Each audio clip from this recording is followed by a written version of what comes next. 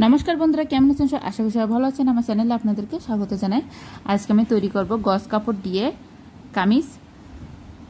হালকা একটু ডিজাইন করে কামিজটা তৈরি করছি বাড়ি অল টাইম পরার জন্য। এখানে আমি একটা গজ কাপড় নিয়েছি আর এটা প্রথমে 2 ভাঁজ 4 পাট করে কেটে নেব। এই সাইডে যে কাপড়টা বাড়তি রেখেছি এটা হচ্ছে হাতা তৈরি করার জন্য। প্রথমে কামিজের মাপটা আমি দিয়ে দেব। এখানে গলা আর পুটের মাপটা প্রথমে দিয়ে নেব।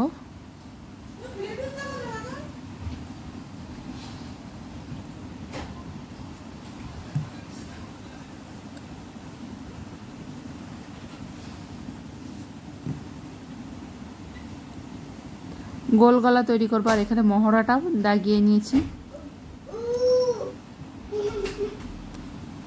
এবার বডি কোমরটা মেপে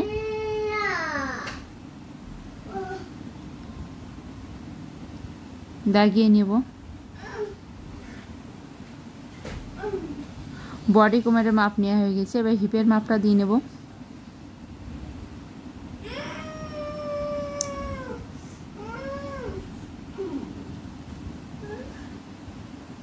প্রথমে আমি গলার দিক থেকে কেটে নিয়েছি।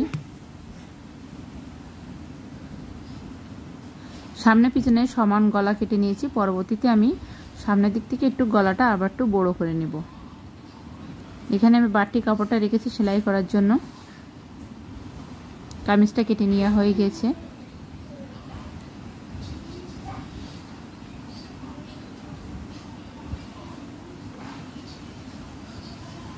এই যে কাপড়গুলো রাখছি এগুলো হচ্ছে হাতা তৈরি করব।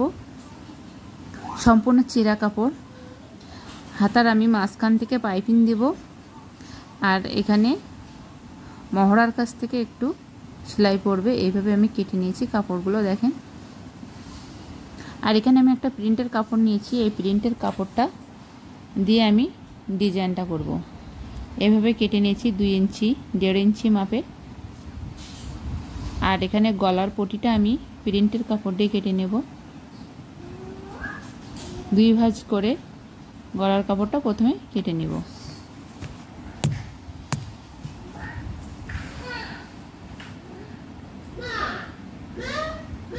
আর কামিজের মাঝখান বরাবর আমি এই কাপড়টা প্রথমে সেলাই করে নেব। প্রথমে মাঝখান বরাবর আমি ভালোভাবে মাপটা দিয়ে নেব যেন আঁকাবাঁকা না হয়।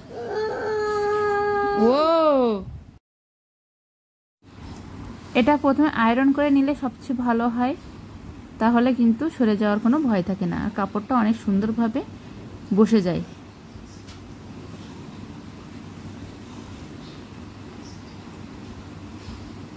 কাপড়টা আমার সেলাই করে নেওয়া হয়ে গিয়েছে।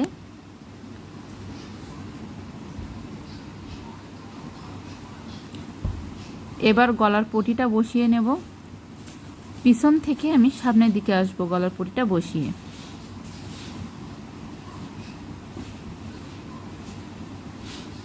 তারপরে আমি এভাবে একটু একটু করে কেটে আমি গলার পটিটা উল্টে দেব। সামনে চলে আসছি আর এখানে এইভাবে সেলাই করে দেব। তারপরে ভালোভাবে এখানে আয়রন করে নিতে হবে, সুন্দর হয়ে যাবে তাকে গলাটা। এবার আমি পিছনের গলার পটিটা দিয়ে দেবো। এটা হচ্ছে সেম কাপড়ে দিয়েছি।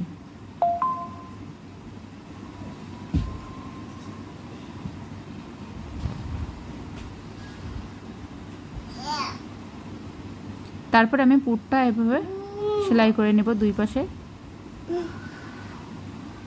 পুটটা আমার সেলাই করে নেওয়া হয়ে গেছে। এবার বডি কোমরের মাপ নিয়ে নেব।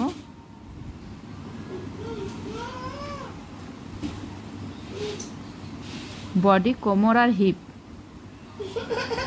এখানে বডি হচ্ছে 38, কোমর 32 আর হিপ 38।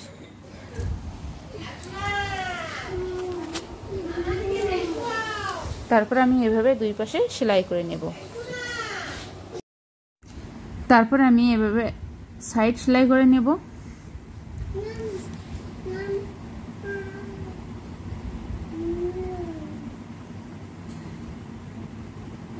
সাইড সেলাই করা হয়ে গেছে, ঝুলটা সেলাই করে নেবে। এবার আমার হাতার পালা।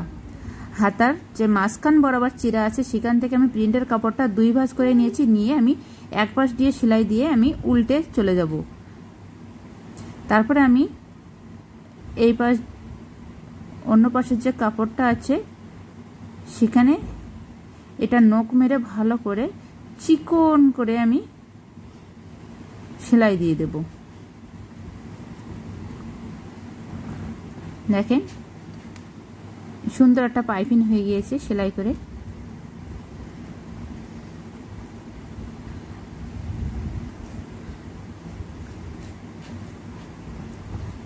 এবার আমার হাতার যে মুহুরি আছে সেখানে পাইপিং দেব আমি। এইভাবে সোজা পিঠ দিয়ে কাপড় 2 ভাঁজ করে প্রিন্টের কাপড়টা সেলাই করে আমি উল্টো দিকে চলে গিয়েছি।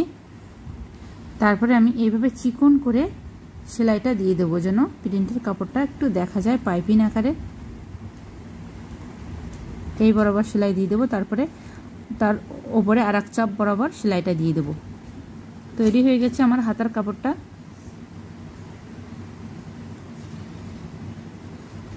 এবার আমি মুহুরির মাপ ধরে মহড়া পর্যন্ত সেলাই দিয়ে হাতাটা জুড়ে নেব। আর এখানে বডির কাছ থেকে কামিজের কাপড়টা অল্প একটু সামনের দিক থেকে এভাবে কেটে নিয়েছি।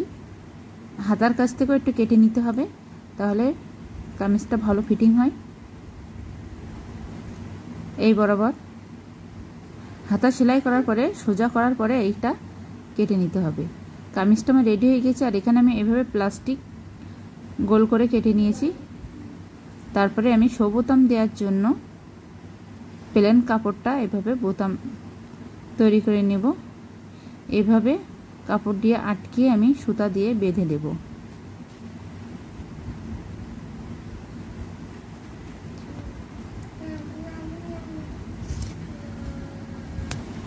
সবগুলো এভাবে শো বোতামগুলো আমি বেঁধে নেব। তারপরে কামিজটা এভাবে পাতিয়ে আমি কিছুক্ষণ একটু গ্যাপ রেখে বোতামগুলো হাত সুচ দিয়ে আমি বসিয়ে দেব।